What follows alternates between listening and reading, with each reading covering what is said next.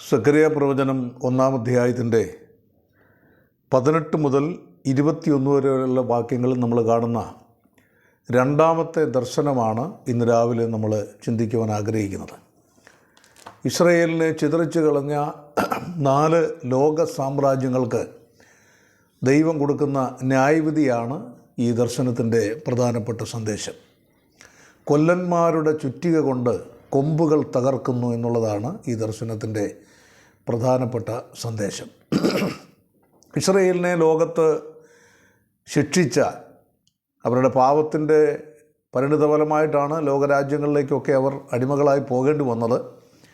അത് ഇസ്രയേലിനെ നശിപ്പിക്കാൻ വേണ്ടി ദൈവം ചെയ്തൊരു കാര്യമല്ല, അവരുടെ ശുദ്ധീകരണത്തിന് വേണ്ടിയിട്ടുള്ളൊരു കാര്യമായിരുന്നു.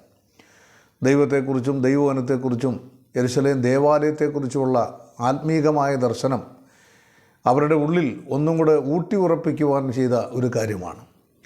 എന്നാൽ ഈ ലോകരാജ്യങ്ങളെല്ലാം തന്നെ ഇസ്രയേലിനെ പിടിച്ചുകൊണ്ടുപോയ അവരെ പീഡിപ്പിച്ച ഈ രാജ്യങ്ങളെല്ലാം തന്നെ അവർ ഇസ്രയേലിനെ ശുദ്ധീകരിക്കുകയായിരുന്നില്ല, ഇസ്രയേലിനെ പൂർണ്ണമായി തകർത്ത് കളയുക എന്നുള്ളതായിരുന്നു അവരുടെ ലക്ഷ്യം.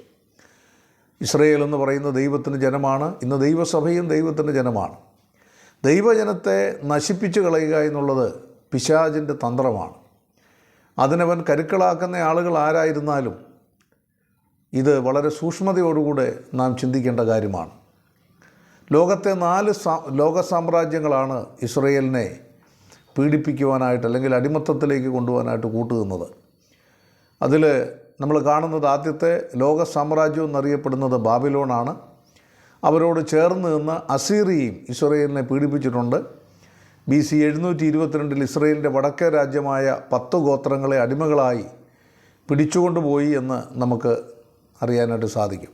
ഇസ്രയേൽ 2ആയി വിഭാഗിക്കപ്പെട്ടതിന് ശേഷമാണ് ഈ ദുരന്തങ്ങളെല്ലാം ഉണ്ടായത് എന്നുള്ളതും കൂടെ നമ്മൾ ശ്രദ്ധിക്കേണ്ടതാണ്.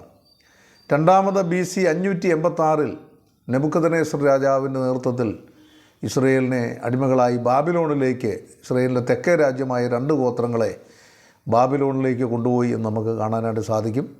2 രാജാക്കന്മാർ 17-5-6, 2 രാജാക്കന്മാർ 25-8 മുതൽ 11, 2 ദിനവൃത്താന്തം 36-17 മുതൽ 20, ഇരമ്യാവ് 52-12 മുതൽ 15 വരെയുള്ള വാക്യങ്ങൾ വായിച്ചാൽ ഈ വിഷയം നമുക്ക് മനസ്സിലാക്കാവുന്നതാണ്. രണ്ടാമത് നമ്മൾ കാണുന്ന ലോക സാമ്രാജ്യം എന്ന് പറയുന്നത് മേദോ പാർസിയാണ്. ഇവരുടെ കാലത്ത് ഇസ്രയേലിൻ്റെ ഒരുപക്ഷെ അവർ സഹായിച്ചെന്ന് നമുക്ക് തോന്നാം. ബാബിലോണിൽ അടിമകളായിരുന്ന ആളുകൾക്ക് യെരുശലേം ദേവാലയം പുനർനിർമ്മിക്കാനായിട്ട് അനുവാദം ലഭിച്ചത് മേദ്യരും പാർശ്വരും ഭരിക്കുന്ന കാലത്താണ്. കോരശ രാജാവാണല്ലോ കൽപ്പന കൊടുത്തത്. എന്നാൽ ഈ കാലത്ത് യെരുശലേമിനെ പുനഃസൃഷ്ടിച്ച ഇസ്രയേലിനെ സ്വന്തം രാജ്യം എന്ന നിലയിലാക്കി അവരുടെ സമ്പത്ത് കവരുക എന്നുള്ളതായിരുന്നു മേദോ പാർശ്വരുടെ ലക്ഷ്യമെന്ന് നമ്മൾ പഠിച്ചാൽ മനസ്സിലാവും. മേദോ പാർശ്വരുടെ അടിമകളായി ഇവരെ നിലനിർത്തുക എന്ന തന്ത്രമാണ് അവർ ചെയ്തത് എന്ന് കാണാൻ സാധിക്കും. ഇസ്രായേലിൻ്റെ പുസ്തകം 1-1 മുതൽ 3 വരെയുള്ള വാക്യം, നെഹമ്യാവിൻ്റെ പുസ്തകം 9-36-37 വാക്യങ്ങൾ വായിച്ചാൽ നമുക്കത് മനസ്സിലാവും.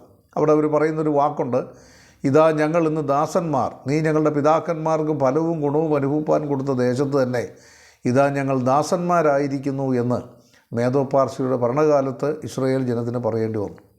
മൂന്നാമത് ഇസ്രായേലിനെ പീഡിപ്പിച്ച ലോക സാമ്രാജ്യം എന്ന് അറിയപ്പെടുന്നത് ഗ്രീസാണ്, യവന സാമ്രാജ്യമാണ്. യവന സാമ്രാജ്യത്തിലെ മഹാനായ അലക്സാണ്ടറിൻ്റെ കാലത്ത് ഇസ്രയേലിന് സമാധാനമുണ്ടായിരുന്നു. ഇസ്രയേലിനോട് വളരെ സ്നേഹത്തോടും സഹാനുഭൂതിയോടും കൂടിയാണ് അദ്ദേഹം ഇടപെട്ടതെന്നുള്ളത് ചരിത്ര രേഖകൾ പരിശോധിച്ചാൽ നമുക്കറിയാം. എന്നാൽ BC 168 അന്ത്യോക്യസ് എപ്പിഫാനസ് 4 എന്നറിയപ്പെടുന്ന അതിഭീകരനായൊരു ഭരണാധികാരി ഇസ്രയേലിനെ വളരെ നികൃഷ്ടമായ നിലയിൽ ആക്രമിച്ചു എന്ന് കാണാൻ സാധിക്കും. പ്രത്യേകിച്ച് യെരുശലേം ദേവാലയം നശിപ്പിച്ചതുൾപ്പെടെയുള്ള കാര്യങ്ങൾ അയാളാണ് ചെയ്തത് എന്ന് നമുക്ക് കാണാൻ സാധിക്കും. ദാനിയേൽ പ്രവചനം 8-21 മുതൽ 25 വരെ, അതുപോലെ 1 മക്കാബിയരുടെ പുസ്തകം 1-41 മുതൽ 50 വരെയുള്ള വാക്യങ്ങൾ വായിച്ചാൽ ഈ ചരിത്ര സത്യം നമുക്ക് മനസ്സിലാക്കാൻ കഴിയും. നാലാമത്തെ ലോക സാമ്രാജ്യം എന്നറിയപ്പെടുന്നത് റോമാ സാമ്രാജ്യമാണ്. റോമാ സാമ്രാജ്യത്തിൻ്റെ ആദ്യഘട്ടത്തിൽ യഹൂദനോട് ചേർന്നാണ് അവർ മുന്നോട്ട് പോയതെങ്കിലും AD 70 റോമൻ സൈന്യാധിപനായ ടൈറ്റസിൻ്റെ നേതൃത്വത്തിൽ യെരുശലേം ആക്രമിച്ച് ഇസ്രയേലിനെ ലോകത്തിൻ്റെ നാനാഭാഗത്തേക്കും ചിതറിച്ചു എന്ന് നമുക്ക് പഠിക്കാനായിട്ട് സാധിക്കും. ലൂക്കോസ് 21-20 മുതൽ 24 വരെ, മത്തായി 24-1-2 വാക്യങ്ങൾ ഇത് കാണാം.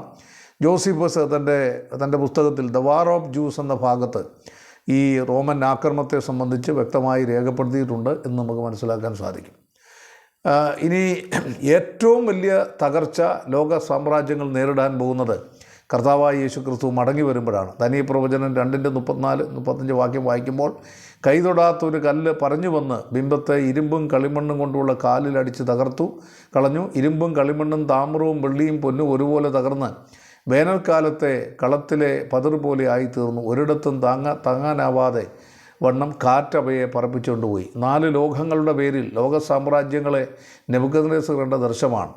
ആ ബിംബത്തെ കൈതൊടാത്ത കല്ല് എന്ന് പറയുന്ന കർത്താവായ യേശു ക്രിസ്തു വന്ന് തകർത്ത് കളയുമെന്ന് ചരിത്രത്തിൽ രേഖപ്പെടുത്തിയിരിക്കുന്നു, പ്രവചനത്തിൽ രേഖപ്പെടുത്തിയിരിക്കുന്നു. ഇന്ന് ദൈവമക്കളും ഇന്ന് ലോകത്ത് പീഡിപ്പിക്കപ്പെടുന്നവരാണ്. നമുക്കറിയാം, അധികാരത്തിൽ ഇരിക്കുന്നവരുടെ പിന്തുണയോടെയാണ് പല ശക്തികളും ഇന്ന് ഇസ്രായേലിനെയും ദൈവജനത്തെയും പീഡിപ്പിക്കുന്നത്. എന്നാൽ ക്രിസ്തുവിൽ വിശ്വസിക്കുന്നവരോട് ഇന്ന് കർത്താവ്, നിങ്ങൾ പ്രതികാരം ചെയ്യരുത്, നിങ്ങൾ മറ്റുള്ളവർക്ക് വേണ്ടി പ്രാർത്ഥിക്കണമെന്ന് പറയുന്നത് ന്യായമായി വിധിക്കുന്നുവെങ്കിൽ നമ്മൾ കാര്യം ഫലമേൽപ്പിക്കുന്നതുകൊണ്ടാണ്.